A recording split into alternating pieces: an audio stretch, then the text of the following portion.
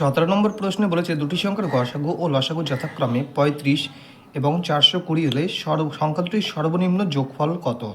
তো দেখুন, এটা আমরা কনসেপচুয়ালি শিখব। তো গসাগু 35 বলেছে, ধরি একটি সংখ্যা 35x আর একটি সংখ্যা 35y। ধরি এই দুটি সংখ্যাই লসাগু আর গসাগু দেওয়া আছে। তো এই দুটি সংখ্যার গসাগু কত? তো দুটোকেই 35 ভাগ করতে পারে, তাই 35 গসাগু হয়ে যাবে। আর এই সংখ্যা দুটির লসাগু কত বলে দিয়েছে? না, লসাগু বলে দিয়েছে 420। তাহলে এই দুটি সংখ্যার গুণফল যা, তো তাদের লসাগু আর গসাগুর গুণফলও তো ঠিক তাই, তাই তো? তো এটা আমরা বলতে পারি। তো এইবার আমরা কি করব, এই পাশে কি রয়েছে? এক্স ইন্টু ওয়াই আর 35, দুটো 35 গুণ অবস্থায় ছিল, তাহলে দুটো 35 এই পাশে আসলে কী হয়ে যাবে? ভাগ হয়ে যাবে। তো 420 ইন্টু 35 বাই 35 ইন্টু 35, এই দুটো 35 এই পাশে আসলো, এই দুটো 35 এই পাশে আসলো, ভাগ হয়ে গেল। এইবার সলভ করি। এই 35 কেটে গেল, এই 420 আর এই 35 কাটলে কত হয়? 12। তাহলে আমরা কি পাচ্ছি? এক্স ইন্টু ওয়াই সমান 12। তো এক্স ইন্টু ওয়াই সমান 12 মানে সংখ্যা দুটির এক্স আর ইন্টু ওয়াই এর মান পেয়েছি 12। এইবার আমাদের এই 12কে সব থেকে ছোটো অনুপাত বার করতে হবে। তো এক্স ওয়াই ইন্টু যদি 12 হয়, তো 12কে আমরা কীভাবে লিখতে পারি? তো 12কে আমরা লিখতে পারি 3 ইন্টু 4 12 লিখতে পারি, গুণফল আকারে লিখব 3 ইন্টু 4 12, অথবা 6 ইন্টু 2 12 হয়। তো এটা করলেও 12 আর এটা করলেও 12ই পাই। তো এবার এর মধ্যে কোন অনুপাতটার যোগফল ছোট হচ্ছে? তো 6 আর 2 হচ্ছে 8 আর 3 আর 4 হচ্ছে 7, অর্থাৎ 3 আর 4-এর অনুপাতটা হচ্ছে ছোট, তাই এখানে সর্বনিম্ন অনুপাত চেয়েছে, সর্বনিম্ন। তাহলে 3 আর 4 এটাকে যোগ করব। এবার যেহেতু এক্সের মান আর ওয়াইয়ের মান 3 আর 4, আর এক্স আর ওয়াইয়ের সাথে 35 গুণ অবস্থায় ছিল, তাই অরিজিনাল মানটা পেতে গেলেও 35 গুণ করে দিতে হবে। তাহলে 3 আর 4 কত হচ্ছে? 7, 7 গুণে 35 মানে হচ্ছে 245। তো এই প্রশ্নের মান হয়ে যাবে 245। আর শর্টকাট যদি করতে চান তাহলে কি করতে হবে? ডাইরেক্ট 420কে মানে লসাগুকে গসাগু দিয়ে ভাগ দিলে আমরা কি পাই? অনুপাতের গুণফল পাই, সংখ্যা দুটির অনুপাতের গুণফল। তো সংখ্যা দুটির অনুপাত 12 পেলে আমরা কিভাবে লিখতে পারি? 3 ইন্টু 4 লিখতে পারি, 6 ইন্টু 2 লিখতে পারি।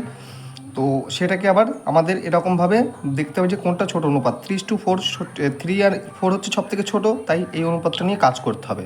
তো এটাই হচ্ছে শর্টকাট, আমরা এতখানি করলাম। আর শর্টকাট করতে গেলে জাস্ট এটাকে 35 দিয়ে ডাইরেক্ট ভাগ দিয়ে দিলে যেটা পাচ্ছি সেটাকে আমরা অনুপাতে বিশ্লেষণ করে লিখতে হচ্ছে। 18 নম্বর প্রশ্নে জানতে চেয়েছি, কোন ক্ষুদ্রতম সংখ্যাকে 6, 10, 15, 16 দ্বারা ভাগ করলে প্রতিবার 5 অবশিষ্ট থাকবে, কিন্তু 29 দ্বারা ভাগ করলে মিলে যাবে। তো আমরা যদি কোন ক্ষুদ্রতম সংখ্যাকে 6, 10, 15 ও 16 দ্বারা ভাগ করলে নিঃশেষে ভাগ যাবে জানতে চাই, তাহলে আমরা জানবো সেই ক্ষুদ্রতম সংখ্যাটি হচ্ছে এদেরই লসাগু। তাহলে এদের লসাগু কত? এদের লসাগু হচ্ছে 240। তো 240কে এরা নিঃশেষে ভাগ করতে পারে। এইবার এই 240কে এরা নিঃশেষে ভাগ করতে পারে। এবার 240কে আমি যত ইচ্ছা গুণ করি না কেন, সেই সংখ্যাটাও এইগুলো দ্বারা ভাগ যাবে, কারণ 240-এর গুণিতক যা হবে সেগুলোকেও এরা নিঃশেষে ভাগ করতে পারবে। এবার যতই গুণ করি না কেন এর সাথে, 5কে অবশিষ্ট রাখার জন্য এর সাথে আবার 5 যোগ করে দিতে হবে। সেটা 240-এর সাথে 5 যোগ করলেও 5 অবশিষ্ট থাকবে, আর 240-এর যে কোনো গুণিতকের সাথেও 5 যোগ করলে 5 অবশিষ্ট থাকবে। কিন্তু এখানে আবার বলেছে যে কিন্তু 29 দ্বারা ভাগ করলে মিলে যাবে। তো 240কে আগে 29 দ্বারা ভাগ করে দেখি যে কতর জন্য মিলছে না। তো 240কে আমি ভাগ করি। তো 240কে প্রথমে 8 বাদ দিই, 8 9 72-এর 2 হাতে 7, 8 দুগুণে 16, 16 আর 7 কত হচ্ছে? 17, 18, 19, 20, 21, 22, 23। তো 232। তো মিলছে না কতর জন্য? 8-এর জন্য। তো এই 8-এর সাথে আমি কত গুণ করে ওই অবশিষ্ট 5টা যোগ করে দিতে পারি? তো 8-এর সাথে আমি যদি 3 গুণ করি, 3 8-এ কত হচ্ছে? 3 8-এ হচ্ছে 24। আর ভাগ দেওয়ার জন্য আমার দরকার কত? 29। 29 বানানো দরকার এখানে, কারণ 29 দ্বারা ভাগ যাবে। তাহলে 8-এর সাথে 3 গুণ করলে কত হচ্ছে 24, তার সাথে ওই যে লেজ হিসেবে যে 5টা জোড়ার কথা ছিল সেই 5টা যদি জুড়ে দিই তাহলে হয়ে যাচ্ছে কত, এখন এটা হয়ে যাচ্ছে 29। তো এই 29কে এই 29 এখন নিঃশেষে ভাগ করতে পারে। তার মানে আলটিমেট আমার কী করতে হবে, যেই সংখ্যাটার সাথে এখানে যেহেতু অবশিষ্টের সাথে 3 গুণ করেছি মানে অরিজিনাল সংখ্যাটার সাথেও 3 গুণ করতে হবে, করার পরে তার সাথে কি করতে হবে, লেজ হিসেবে 5 জোড় দিতে হবে। তাহলে এই প্রশ্নে যে শর্ত দিয়েছে সেই শর্তটা সম্পূর্ণভাবে মেনে চলবে। তো এইবার কি করতে হবে, তো 3×24 কত 72, অর্থাৎ 720, আর তার সাথে 5 যোগ করলে কত হয় 725। তো এই প্রশ্নের উত্তর হয়ে যাবে 725। আশা করি বুঝতে পারলেন। তো অপশান সি হয়ে যাবে সঠিক উত্তর। 19 নম্বর প্রশ্নে বলেছে 3টি সংখ্যার অনুপাত 5:7:9। তো 5:7:9, এবার তাদের গসাগু 45 হলে বৃহত্তম সংখ্যাটি কত, তো 5, 7, 9 এই তিনটের গসাগু 1, অনুপাতে এদের গসাগু হচ্ছে 1, আর 1 মানে বলে দিয়েছে যে 45, অরিজিনাল গসাগুটা কত না 45, আর বৃহত্তম সংখ্যাটি কত, এখানে বৃহত্তম সংখ্যা কোনটা 9, তাহলে 9-এর মান জানতে চেয়েছে, তাহলে 1 মানে 45 হলে 9 মানে 9 × 45, তাহলে 9 × 45 কত হচ্ছে 5, 9 45, 5 হাতে 4, 4 9 36, 7 4 40, অর্থাৎ 405। তো এই প্রশ্নের উত্তর হয়ে যাবে অপশান এ। দেখুন 20 নম্বর প্রশ্নে বলেছে দুটি সংখ্যার অনুপাত 3:4 এবং গসাগু 4 হলে লসাগু কত। তো দুটি সংখ্যার অনুপাত বলে দিয়েছে 3:4, আর এদের গসাগু কত, 3 আর 4 এর গসাগু কত 1, 1 মানে বলে দিয়েছে 4।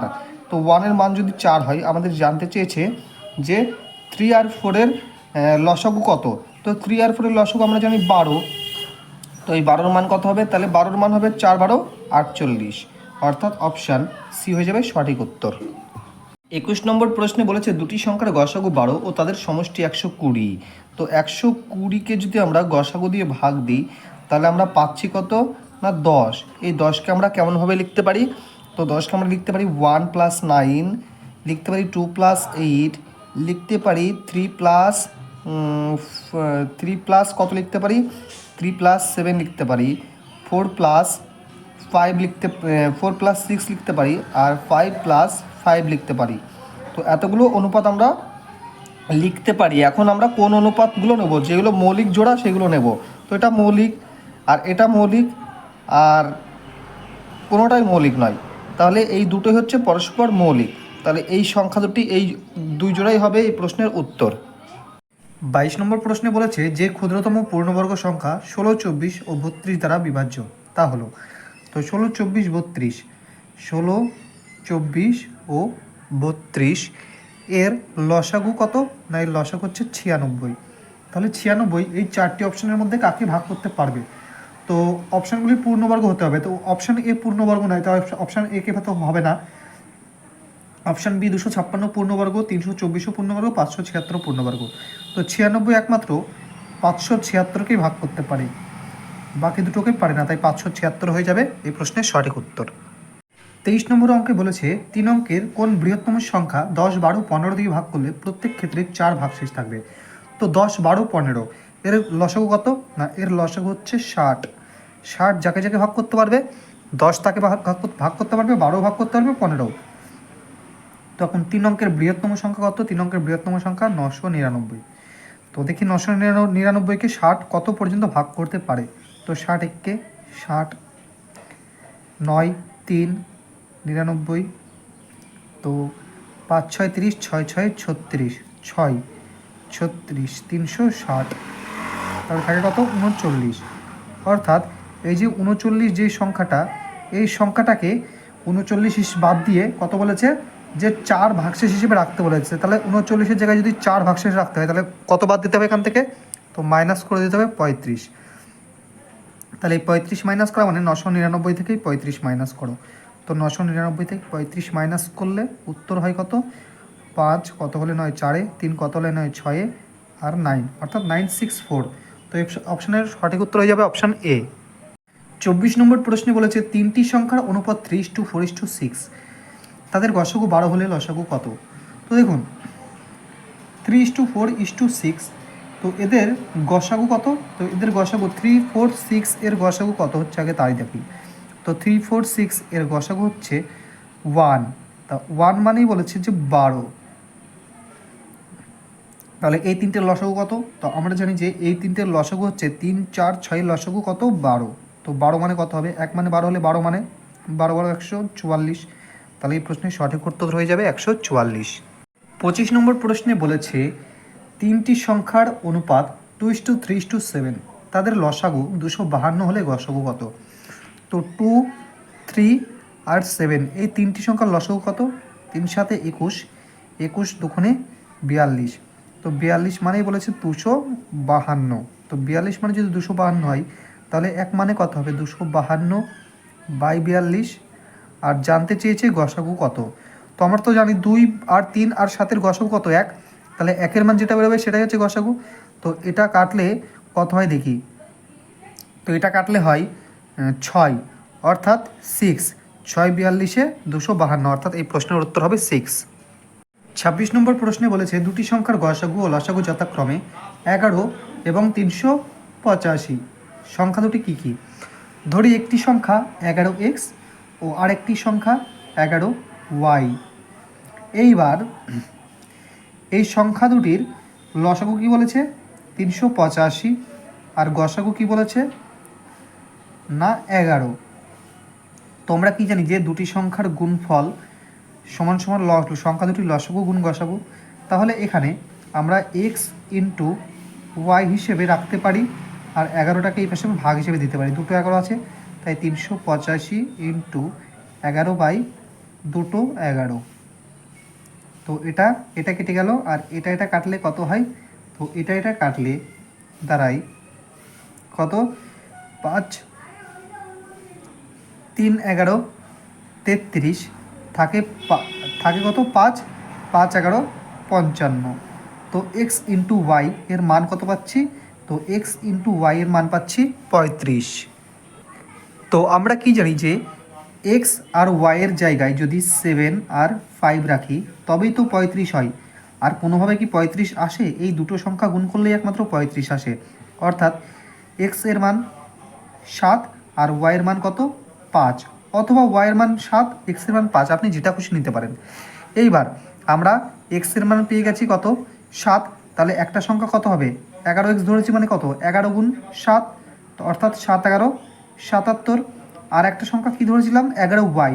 তো ওয়াইয়ের মান কত ধরেছি? 5। তো 5 ইন্টু 11 মানে 55, অর্থাৎ সংখ্যা দুটি হচ্ছে 77 ইন্টু 77 এবং 55। শুধু 77 আর 55 হবে না, তো এটা বাদ দিয়েও 11 এবং 385 কোনো দুটি সংখ্যার যদি গসাগু যেটা হয় এবং লসাগু সেটা হয়, সেই দুটিকেও সংখ্যা মানে এই গসাগু যদি লসাগুকে ভাগ করতে পারে তাহলে সেই সংখ্যা দুটিকেও আমরা সংখ্যা হিসেবে ধরে নিতে পারি। সেই গসাগু ও লসাগুকে দুটি সংখ্যা হিসেবে ধরে নিতে পারি, কারণ 11 আর 385 যদি দুটি সংখ্যা হয় তাহলে 11 আর 385কে ভাগ করতে পারে সবথেকে বড় সংখ্যা 11, তাই গসাগু 11। আর 11 আর 385 লসাগু 385 হয়, তাই এই দুটোকেও আমরা সংখ্যা হিসেবে ধরতে পারি। তাই এই প্রশ্নের উত্তর হবে সংখ্যা দুটি হয় 77 55 হবে, নয়তো 11 385, অর্থাৎ অপশান এ হয়ে যাবে সঠিক উত্তর। 27 নম্বর প্রশ্নে জানতে চাই দুটি সংখ্যার লসাগু ও গসাগু যথাক্রমে 840 ও 35 হলে সংখ্যা দুটির গুণফল কত? তো আমরা কি শিখেছি? আমরা জানি যে দুটি সংখ্যার গুণফল হচ্ছে সংখ্যা দুটির লসাগু আর গুণ গসাগু। তো লসাগু আর গসাগু গুণ করলে যা পাবো সেটাই হচ্ছে সংখ্যা দুটির গুণফল। তো লসাগু আর গসাগু গুণ করলে কত পাই? তো এটা গুণ করলে আমরা পাই 29,400। তো এটা হয়ে যাবে সঠিক উত্তর 29,400, অর্থাৎ অপশান এ হয়ে যাবে সঠিক উত্তর। 28 নম্বর প্রশ্নে বলেছে দুটি সংখ্যার লসাগু সংখ্যা দুটির গসাগুর 45 গুণ এবং লসাগু ও গসাগুর সমষ্টি 1150 হলে একটি সংখ্যা 125 হলে অপর সংখ্যাটি কত? তো আমাদের এখানে লসাগু আর গসাগুর মধ্যে একটা ক্লু দিয়ে দিয়েছে যে লসাগু হচ্ছে গসাগুর 45 গুণ। তাহলে আমরা যদি গসাগুটাকে ধরি, গসাগুটাকে বা এই সিএফটাকে যদি আমরা এক্স ধরি তাহলে এলসিএমটা হয়ে যাবে কত? না এলসিএমটা হয়ে যাবে 45x। 45 গুণ বলেছে, তাহলে 45x হয়ে যাবে এলসিএম। গসাগুর 45 গুণ বলেছে, তাহলে গসাগু যদি এক্স হয় তাহলে লসাগু হয়ে যাবে 45x। এবার বলেছে লসাগু গসাগুর সমষ্টি কত? না 1150। তাহলে এই লসাগু কত? গসাগু প্লাস লসাগু এর সমষ্টি বলে দিয়েছে যে সমান সমান 1150। তাহলে এটা আমরা এখন ক্যালকুলেশন করি। তাহলে 46x ইকুয়াল 1150। তাহলে x এর ভ্যালু কত পাই? 1150 ডিভাইডেড বাই 46।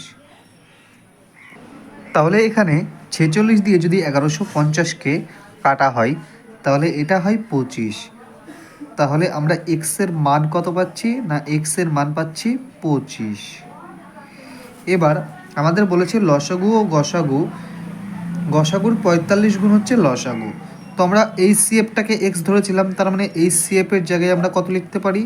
না 25, কারণ x এর মান 25 পেয়েছি। এবার এলসিএমটা কী হয়ে যাবে? এলসিএমটা 25 এর 45 গুণ, তাহলে এলসিএমও পেয়ে গেছি, এই সিএফও পেয়ে গেছি। এইবার একটি সংখ্যা বলেছে 125। তো আমরা কি জানি যে একটি সংখ্যার সাথে আরেকটি সংখ্যা ধরি ওয়াই, তো একটি সংখ্যার সাথে আরেকটি সংখ্যা গুণ করাও যা, লসাগুর সাথে গসাগু গুণ করাও তাই। তো লসাগু কত? 25 গুণ 45, আর গসাগুটা কত? 25। তাহলে লসাগু, এটা হচ্ছে লসাগু আর এটা হচ্ছে গসাগু। লসাগু আর গসাগু গুণ করলাম, আর 125 আর অপর সংখ্যাটি জানি না, ধরি অপর সংখ্যাটি ওয়াই। তাহলে এই দুটি সংখ্যা গুণ করাও যা, এই লসাগু আর গসাগু গুণ করাও তাই। তাহলে এই 125টা এই পাশে চলে আসলে কি হয়ে যাবে? 125টা এই পাশ থেকে যদি এই পাশ থেকে কেটে যদি এই পাশে নিই তাহলে 125টা বাই হয়ে যায়। তো ক্যালকুলেশন করি, 5 25 125, 5 9 45, তাহলে 9 25 কত হয়ে যাবে? 225। তাহলে এই প্রশ্নের উত্তর হয়ে যাবে 225, অর্থাৎ অপশন সি। 29 নম্বর প্রশ্নে বলেছে কোন বৃহত্তম সংখ্যা দ্বারা 653, 869 এবং 1229কে ভাগ করলে সর্বক্ষেত্রে সমান অবশিষ্ট থাকবে।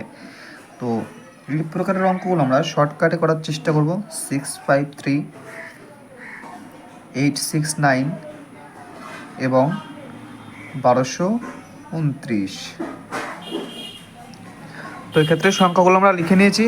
তো এই ক্ষেত্রে আমরা কী করব? প্রত্যেকের সাথে প্রত্যেকের ডিফারেন্স দেখব কত। তো 653 সাথে 869 ডিফারেন্স কত? 3 কত হলে 9, 6, 5 কত হলে 6, 1, আর 1 কত হলে 8, 6 কত হলে 8, 2।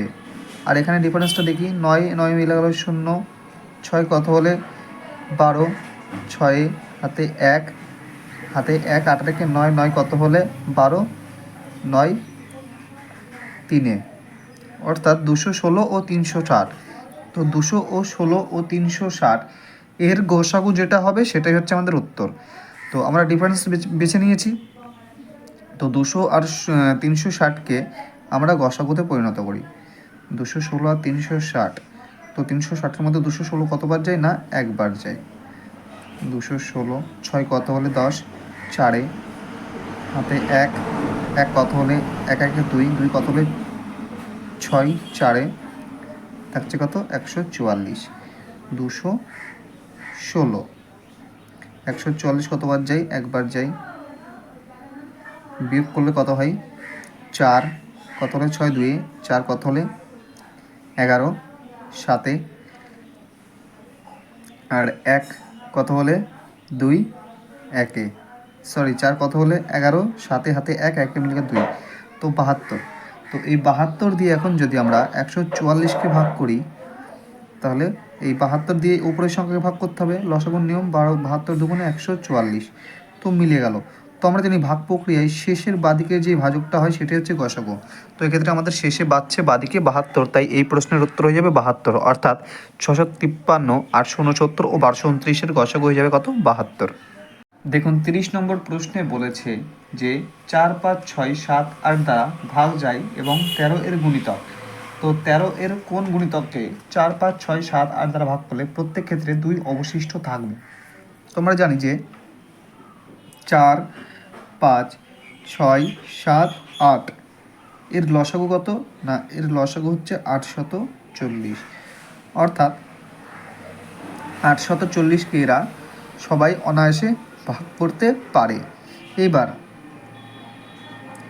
এই 840-এর সাথে 2 যোগ করলে 13 দ্বারা ভাগ যায় কিনা দেখি। আগে দেখি 13 দ্বারা ভাগ যায় কিনা এটাই। তাহলে এটা হচ্ছে 13 গুণিতক হবে। তাহলে 4 13 52, 5 13 65, 6 13 78। তাহলে 8 কত হলে 14, 6 হাতে 1, 7 রেখে 8 মিলে গেল 0, 5 13 65, সরি বেশি হয়ে যাচ্ছে, 4 13 52, তাহলে থাকছে কত 8। তো দেখুন এই 8 আর 13 দ্বারা ভাগ যাচ্ছে না, অর্থাৎ 840 সংখ্যাটি 13 এর গুণিতক নয়। তাহলে এই 8কে 13 দ্বারা ভাগ করতে গেলে আমি কি করতে পারি, 8 সাথে যদি 2 গুণ করি তাহলে কত হচ্ছে 16, তার সাথে যে অবশিষ্টটা এখানে রাখতে বলেছে এই 840টা তো পুরোপুরি এই সংখ্যা দ্বারা বিভাজ্য, তাহলে 840-এর জায়গায় যদি আমি 2 অবশিষ্ট রাখতে চাই তাহলে 840-এর সাথে 2 যোগ করতে হবে, তার মানে পুরোপুরি সংখ্যাটার সাথে 2 যোগ করতে হচ্ছে। তাহলে 8-এর ডবল করছি, 8 দুগুণই 16, 16-র সাথে 2 যোগ করলে কত হচ্ছে 18, 18 কি 13 দ্বারা বিভাজ্য না, তাহলে 8-এর সাথে 3 গুণ করি, 3 8 24, 24-এর সাথে আবার ওই অবশিষ্ট 2 যোগ করি, কত হচ্ছে 24 25 26, তাহলে 26 কি 13 দ্বারা বিভাজ্য, হ্যাঁ 13 দ্বারা বিভাজ্য, অর্থাৎ 8-এর সাথে 3 যোগ করে তারপর যদি 2 যোগ করি তাহলে 3 8 24, 24কে 24 আর 2 26, 26কে 13 ভাগ করতে পারে, তার মানে কি মূল সংখ্যার সাথেই এই 3 গুণ করে, এই 3টা গুণ করে তারপর 2 যোগ করতে হবে, তাহলে 840-এর সাথে যদি 3 গুণ করা হয় তারপর যদি 2 যোগ করা হয় তাহলে এর উত্তর আসে 2522, অর্থাৎ এই প্রশ্নের উত্তর হয়ে যাবে 2522, অর্থাৎ অপশন সি। 31 নম্বর প্রশ্নে বলেছে কোন বৃহত্তম সংখ্যা দ্বারা 261, 933 ও 1381কে ভাগ করলে সর্বক্ষেত্রে 5 অবশিষ্ট থাকবে। তো দেখুন এমন একটা সংখ্যা আছে যে 261কে ভাগ করতে গেলেও 5 অবশিষ্ট থাকবে, 933কে ভাগ করতে গেলেও 5 অবশিষ্ট থাকবে, আর 1381কে ভাগ করতে গেলেও 5 অবশিষ্ট থাকবে, অর্থাৎ যে সংখ্যাটি ভাগ করছে এদের তিনজনকেই প্রত্যেক ক্ষেত্রে 5 অবশিষ্ট থাকবে, তাহলে প্রত্যেকের থেকেই 5 মাইনাস করে দিলে তাহলে সংখ্যাটা তো ওই সংখ্যা দ্বারা বিভাজ্য, তার 261 থেকে 5 মাইনাস করে দিলে কত হয়, 261 থেকে 5 মাইনাস করে দিলে হয়ে যায় 256, তো 56 আর 5 61, আর এখান থেকে 5 মাইনাস করে দিলে কত হয় 928, আর এখান থেকে 5 মাইনাস করে দিলে হয় 1376, অর্থাৎ এই সংখ্যাগুলো প্রত্যেকেই এখন ওই এদের গসগু দ্বারা বিভাজ্য। তো এদের গসগু কত, তো এদের গসগু হচ্ছে 32, অর্থাৎ এই 32 সংখ্যাটা এদের প্রত্যেককে ভাগ করতে পারে, তাই 32 হচ্ছে এদের গসগু, তাহলে 32 হয়ে যাবে উত্তর, আর 32 যখন এদেরকে প্রত্যেকে ভাগ করতে যাবে তখন 5 করে অবশিষ্ট থেকে যাবে, যে 5 করে মাইনাস করে দিয়েছিলাম তখন 261কে ভাগ করলে 5 অবশিষ্ট থাকবে, 933কে ভাগ করতে গেলে 5 অবশিষ্ট থাকবে, ও 1381কে ভাগ করলেও 5 অবশিষ্ট থাকবে, কিন্তু এই সংখ্যাটা এদেরকে ভাগ করতে পারে, 5 মাইনাস করে দেওয়ার পরে ভাগ করতে পারে, তাহলে এই প্রশ্নের উত্তর হয়ে যাবে 32। পরবর্তী 32 নম্বর অঙ্কে বলেছে কোন ক্ষুদ্রতম সংখ্যাকে 24 32 36 দ্বারা ভাগ করলে যথাক্রমে 19 27 ও 31 অবশিষ্ট থাকবে। তো দেখুন এখানে 24 32 ও 36 ভাগ করতে পারে এমন সব থেকে ক্ষুদ্রতম সংখ্যা হচ্ছে এদেরই লসাগু। এদের লসাগু কোথায়, এদের লসাগু হচ্ছে 288। তো এই 288 সংখ্যাটাকে এরা সবাই ভাগ করতে পারে। এবার এই 288কে যখন 24 32 36 ভাগ করতে যাবে কোনো ভাগশেষ থাকবে না, কিন্তু 24-এর ক্ষেত্রে ভাগশেষ রাখতে বলেছে 19, 32-এর ক্ষেত্রে ভাগশেষ রাখতে বলেছে 27, এবং 31-এর ক্ষেত্রে 36-এর ক্ষেত্রে ভাগশেষ রাখতে বলেছে 31, অর্থাৎ প্রত্যেকের ক্ষেত্রে 5 করে ডিফারেন্স। তাহলে 5 করে শর্ট থাকার কারণ তাহলে এটা ভাগ যাবে না, তাহলে এখান থেকে 5 মাইনাস করে দিতে হবে, 5 মাইনাস করলে হয় 283, তাহলে এই প্রশ্নের উত্তর হবে 283। তো 33 নম্বর প্রশ্নে বলেছে কোন বৃহত্তম সংখ্যা দ্বারা 38 45 ও 52কে ভাগ করলে অবশিষ্ট থাকবে যথাক্রমে 2 3 ও 4, অর্থাৎ 38-এর ক্ষেত্রে 2 অবশিষ্ট থাকবে, 45-এর ক্ষেত্রে 3 অবশিষ্ট থাকবে, ও 52-এর ক্ষেত্রে 4 অবশিষ্ট থাকবে। তো এই প্রশ্নটা হচ্ছে ঠিক ঠিক 31 নম্বর প্রশ্নের মতো। তো 38-এর ক্ষেত্রে যদি 2 অবশিষ্ট থাকে তাহলে এই 2 যদি অবশিষ্ট না থাকতো তাহলে 36 সংখ্যাটা ভাগ যেত, 38 থেকে 2 মাইনাস করে দিলে কত হয় 36। 45-এর ক্ষেত্রে 3 অবশিষ্ট থাকছে, তার মানে 45-কে 3 মাইনাস করে দিলে হয় 42, তাহলে আর অবশিষ্ট থাকছে না, তাহলে 42 সংখ্যাটা বিভাজ্য। 52-এর ক্ষেত্রে যদি 4 অবশিষ্ট থাকে তাহলে 52-এর ক্ষেত্র থেকে 4 মাইনাস করে দিলে হয় 48, তাহলে এই 48 সংখ্যাটি বিভাজ্য। তো এদের তিনজনকেই ভাগ করতে পারে এমন সব থেকে বড় সংখ্যা কত, তো এদের গসাগু। তো এদের গসাগু কত, তো এদের গসাগু হয়ে যাবে 6, তো এই তিনটি সংখ্যার গসাগু যেহেতু 6, তাহলে 6 হচ্ছে সবথেকে বৃহত্তম সংখ্যা, যেটি এদেরকে অনায়াসে ভাগ করতে পারে, কোনো ভাগশেষ থাকবে না। কিন্তু যখন ওই এদের সাথে আবার যে দুইগুলো মাইনাস করছি সেই দুইগুলো অ্যাড করে দিই 2, 3, 4 অ্যাড করে দিই, তাহলে সেই 2, 3, 4 ভাগশেষ হিসাবে থেকে যাবে। তাই এই প্রশ্নের উত্তর হবে কত? 6। 34 নম্বর প্রশ্ন বলছে কোন ক্ষুদ্রতম সংখ্যাকে 72, 90 এবং 120 দ্বারা ভাগ করলে বিভাজ্য হবে? তো খুবই সহজ, মানে 72, 90 ও 120 এর কি জানতে চেয়েছে না লসাগু। এদের সব থেকে ক্ষুদ্রতম সংখ্যা যেটিকে এরা সবাই ভাগ করতে পারে সেটি কত? তো সেটি হচ্ছে, আমরা জানি যে এই তিনটে লসাগু 360। 360কে এরা প্রত্যেকেই ভাগ করতে পারে নিঃশেষে। তাহলে এই 360ই হচ্ছে এই তিনটি সংখ্যা দ্বারা বিভাজ্য সব থেকে ছোট সংখ্যা। তাহলে এই প্রশ্নের উত্তর হয়ে যাবে 360। 35 সেটা জানতে চেয়েছি লসাগু বার করুন। তো সবার প্রথমে আছে 4 পূর্ণ 1/2, অর্থাৎ 4 দুগুণে 8 আর 1 9/2, 3। 3কে আমরা লিখতে পারি 3/1, 10 পূর্ণ 2/1, মানে 10 দুগুণে 20 আর 1 কত? 21/2।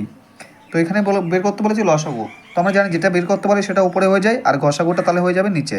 তো 9, 3 আর 21 এর লসাগু কত? 9, 3 আর 21 এর লসাগু হয়ে যাবে 9, 3 আর 21 এর লসাগু আমরা কত জানি? তো আমরা জানি 9, 3, 21 এর লসাগু হচ্ছে কত? 63। তাহলে লসাগুটা 63 বেড়ে গেছে, 9, 3, 7, আর তাহলে নিচেই হয়ে যাবে গসাগু। তো 2 আর 1 আর 2 এর গসাগু কত? 1। তাহলে 63/1 মানে 63 হবে উত্তর। তাহলে এই সংখ্যাটার লসাগু হয়ে যাবে 63। তাহলে এই প্রশ্নের উত্তর হয়ে যাবে অপশান বি।